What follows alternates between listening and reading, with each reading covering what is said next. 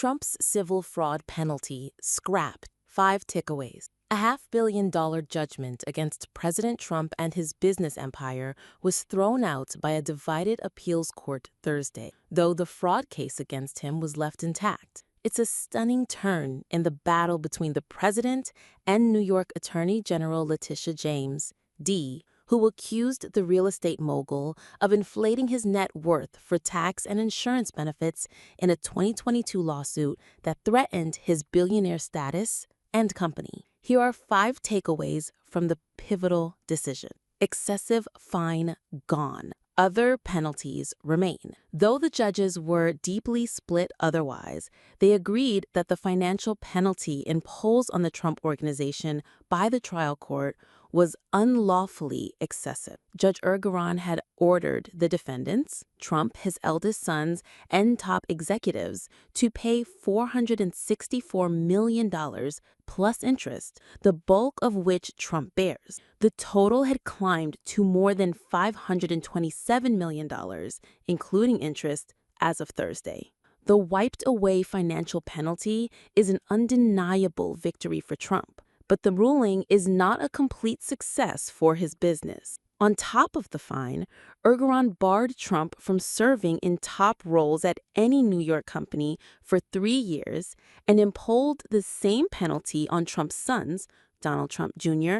and Eric Trump, for 2 years. He also installed an independent monitor at the Trump Organization to keep watch over its business practices, which was allowed to go into effect as the appeal moved forward. The appeals panel gave those penalties the stamp of approval. Considering the significant likelihood that defendants would reoffend, Supreme Court's injunctions were measured and fair, said Judges Peter Moulton and Diane Renwick, who wrote the principal opinion. That also goes for former top executives Alan Weisselberg and Jeffrey McConney, who were barred for life from serving in the financial control of any New York company and from serving as an officer or director of any New York corporation or other legal entity for 3 years. President Trump and his businesses are prohibited from applying for loans from institutions registered with the state for 3 years as well.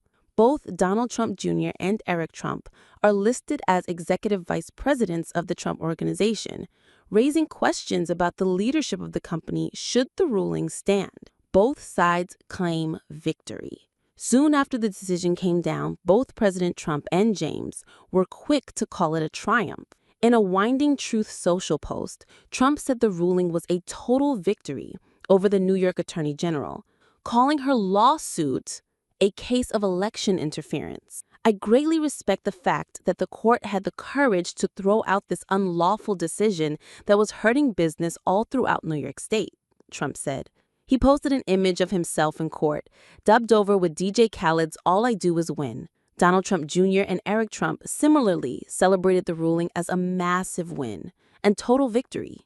Meanwhile, James noted that the panel affirmed the trial court's finding that Trump and his company are liable for fraud and upheld the injunctive relief her office won against them. It should not be lost to history. Yet another court has ruled that the president violated the law and that our case has merit, she said.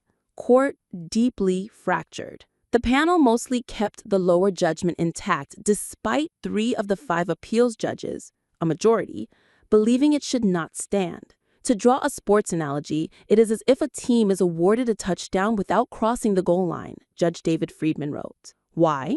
The result of the panel's deep fractures and an unusual arrangement. None of the court's 3 opinions garnered majority support. The court effectively split 2-2 to 1. 2 judges were prepared to rule for James on everything except the fine. Another pair wanted to order a new trial. And the final judge completely sided with Trump by tossing the entire dispute outright. Fearful the parties would have to re-argue the case, the second pair reached a consensus so the parties can immediately move the case to New York's highest court. The 2 judges maintained their protest in a 94-page opinion, but they meanwhile joined the first pair to form a majority in signing the court's decretal, meaning its bottom-line order that affirmed the underlying findings.